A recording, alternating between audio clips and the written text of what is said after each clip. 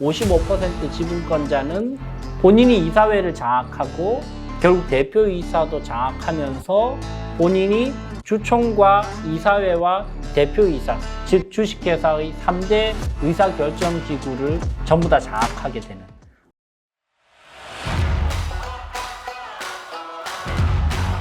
네, 안녕하세요. 주주스쿨 스타트업 변호사 류지현 변호사입니다. 오늘은 가스라이팅 당한 55% 지분권자가 회사의 경영권을 찾아오는 시나리오에 대해서 여러분들과 함께 이야기를 나눠보도록 하겠습니다. 굉장히 특이한 케이스인데요. 자, 이렇습니다. 사건은 대표이사 A가 업계를 잘 알면서 미리 먼저 창업을 했습니다. 그리고 뒤늦게 이 아이템의 시장성과 향후의 미래성을 파악한 B가 우연한 기회에 A를 알게 되고요. 그러면서 A와 B가 서로 급격하게 가까워지기 시작합니다. A는 아이템을 가지고 있고 이미 시장에 진출해 있고요. B는 자금을 가지고 있어요. 근데 이 상황에서 B가 좀 빠르게 이 사업에 투입되고 싶어 하는 욕구가 있어서 B가 A에게 내가 좀 투자를 좀 할 테니 내 투자금을 좀 받아주면 좋겠다라고 이야기를 먼저 제안을 합니다.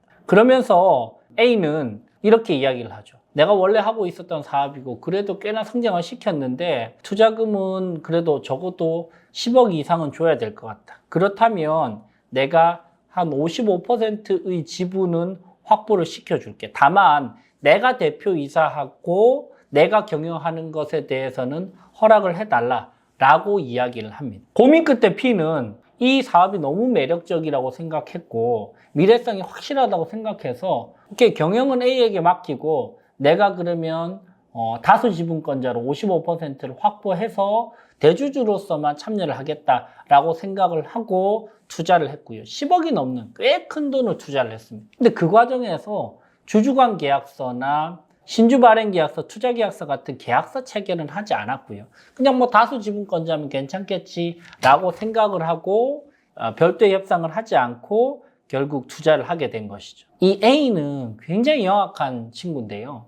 이 상황적인 부분에서 본인이 계속 이 상황을 장악을 하면서 본인이 10억이 넘는 투자도 받으면서 이 대주주인 B에게는 대주주의 권리를 행사할 수 있는 방법들이나 전략들을 생각하지 못하게끔 계속 상황들을 지배를 하면서 회사를 계속 끌고 나가는데요. A가 이야기하는 핵심적인 포인트는 첫 번째, 이 업계에 대해서 내가 당신보다 너무나 잘 알고 이 업계 사람들도 나는 너무 잘한다. 두 번째, 내가 곧 투자를 받아와서 훨씬 더 성장시키겠다는 비전을 계속 보여주면서 B를 길들입니다. 그리고 B는 A의 그런 모습들에 이끌려서 점점 더 A에 빠져들게 되고 심지어 이제 A가 말하는 것에 대해서 거부를 못하는 지점까지 가게 됩니다. 특이하죠. B는 다수 지분권자인데 대표이사도 아니고요. 사내이사로 등재도 안 되고 그냥 지분만 가지고 있는 55% 지분권자라는 것이죠. 이런데 상황은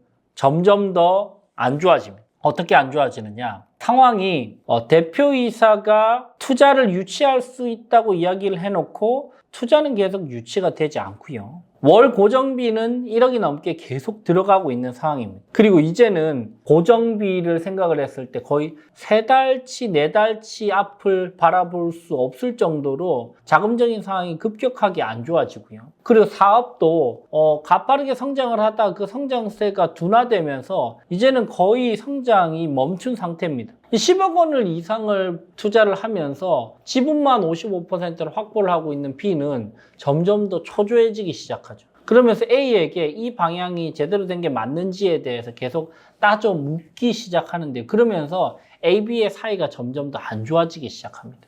그러다가 B가 이렇게 이야기합니다. 이 상태로는 더 이상 제대로 회사가 경영되기 힘들 것 같은데 대표를 내가 해서 이제는 내가 전면에 나서서 실제로 회사를 경영하면서 이 회사를 다시 살려보겠다. 나를 한번 믿어달라 라고 했더니 A는 그 말을 믿지 않고 그러면서 그렇게 못한다. 어차피 네가 나를 믿어주기로 했지 않느냐. 조금만 기다려달라 라고 이야기하는 상태까지 이르렀습니다. 이 경우에 B는 어떻게 하면 이 난관을 헤쳐나갈 수 있을지 대해서 여러분들 한번 생각해 보시죠. 55% 지분권자가 할 수 있는 것이 무엇이 있을지, 실무적으로 어떻게 접근을 해야 될지를 한번 제가 7가지 단계에 걸쳐서 한번 설명을 해 보도록 하겠습니다. 먼저 첫 번째는 내용 증명을 발송을 해서 회의의 목적 사항과 소집 이유를 적은 문서를 이사회에 제출해서 임시 주주총회를 소집하는 것이 1번입니다. 상법상으로는 지분을 가지고 있는 3% 이상의 지분을 가지고 있는 주주는 회의의 목적 사항과 소집 이유를 적은 서면으로 서면으로 임시 주주총회 소집을 청구할 수 있단 말이죠. 이미 55%나 있기 때문에 본인이 이 상법상의 조문 366조를 활용해서 먼저 임시주총을 소집을 요청하는 서면을 먼저 회사에게 보낼 필요가 있습니다. 이렇게 해서 임시주총이 열리면 다행인데 임시주총을 A는 안 열어주겠죠. 그러면 어떻게 해야 될까요? 그러면 이제는 366조 상법 제2항을 활용할 수 있습니다. 제1항의 청구가 있은 후 지체 없이 총회 소집의 절차를 밟지 아니한 때에는 청구한 주주는 법원의 허가를 받아 총회를 소집할 수 있다. 이렇게 법원의 허가를 받아서 임시 주주총회를 열 수 있는 것이죠.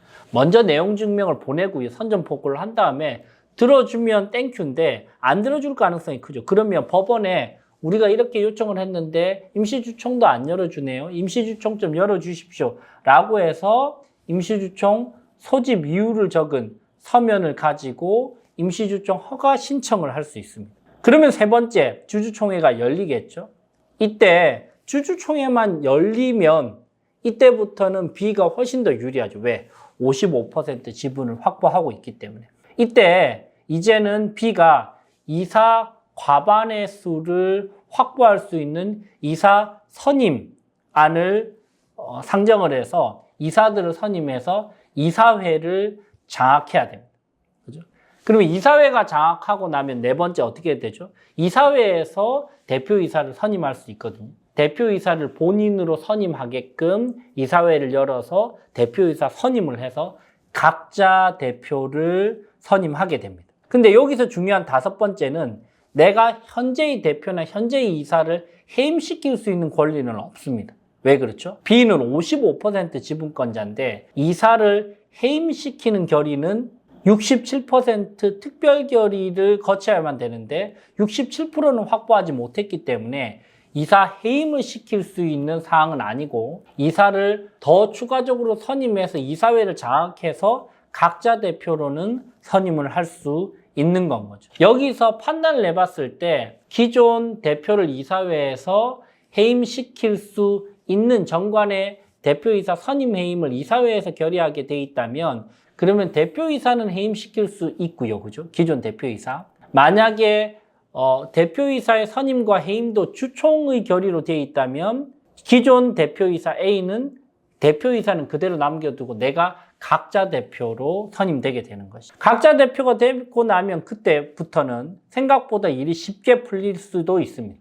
여섯 번째, 그동안 대표이사 A의 경영활동, 자금 집행 내역, 불법적 정황들을 전부 다 확보를 해서 문제가 될 수 있는 여지가 있는 부분들을 명명백백하게 밝히고 증거를 모으는 작업을 할 수 있는 것이죠. 왜? 각자 대표가 됐기 때문이죠.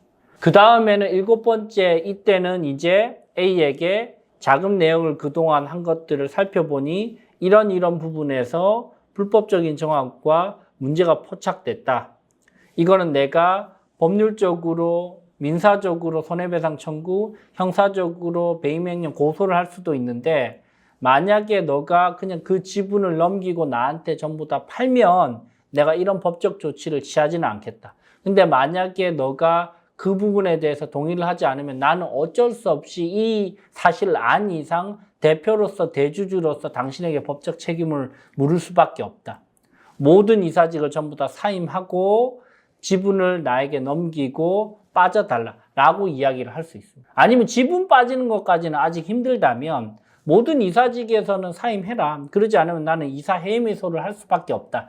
라고까지 압박을 할 수 있는 것이죠. 그러면서 55% 지분권자는 본인이 이사회를 장악하고 결국 대표이사도 장악하면서 본인이 주총과 이사회와 대표이사, 즉 주식회사의 3대 의사결정기구를 전부 다 장악하게 되는, 그러면서 완전히 주도권을 쥐게 되는 시나리오를 만들 수 있습니다. 자, 지금까지 오늘은 대주주인 자가 이사회에도 장악하지 못하고 대표이사도 아닌 이런 상황에서 어떻게 다시 경영권을 회복할 수 있을지에 대해서 절차적인 부분을 강조를 해서 7가지 단계를 거쳐서 여러분들께 설명을 드렸습니다. 여러분들도 이 영상 보시고 회사 경영하시는 데 도움이 되시길 바랍니다. 지금까지 주주스쿨 스타트업 전문가 류지현 변호사였습니다. 감사합니다.